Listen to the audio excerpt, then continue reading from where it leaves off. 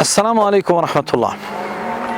Të dashur miq, njeriu është një grumbull i ditëve.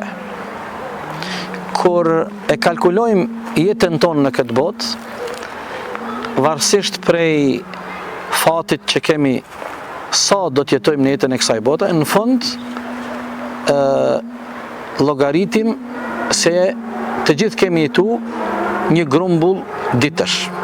Është interesant, mësimet islame na mëson se ne gjatë jetës tonë i kemi 5 ditë.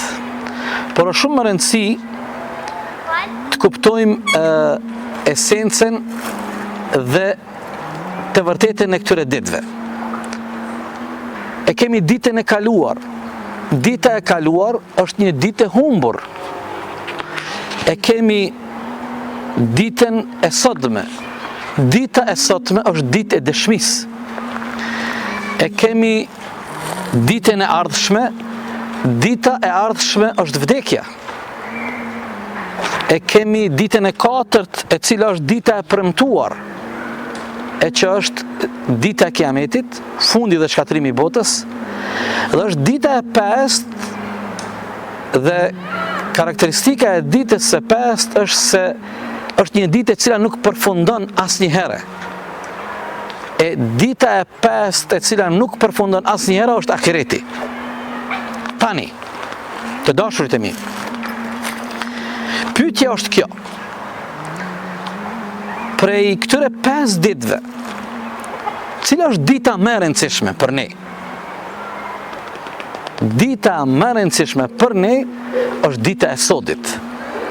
Për faktin se kjo është dita e dëshmisë tonë. Prandaj, derisa jemi duke e jetuar ditën e sodit, ne duhet ta kapitalizojmë dhe duhet të bëjmë vepra të mira nga se është ditë e dëshmisë tonë.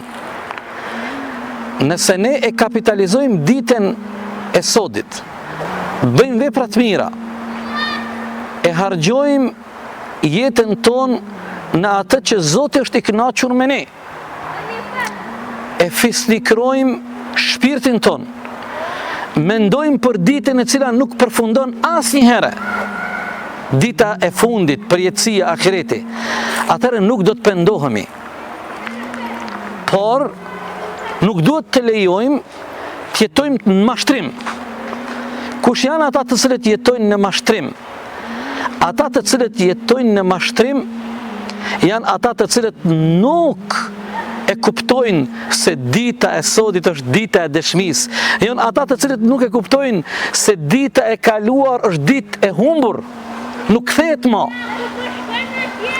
Janë ata të cilët nuk e kanë kuptuar se dita e nesërme është vdekja, e cila mund ta godet çdo njeri prej neve. Ne sapo përfundojmë një ditë, asnjëri prej neve nuk është i sigurt se a do të zgjohet nesër. Prandaj, dita e sodit është dita e dëshmisë dhe më e rëndësishmja për ne. Allahu na mundsoft që të kapitalizojmë dhe ta shndrojmë çdo ditë tonën nga jeta jonë në veprat e mira, në vepra fisnike, në ato vepra që ne fitojmë kënaqësinë e Zotit të Madhërisëm. Allahu na dhashtë mbarësi të gjithëve.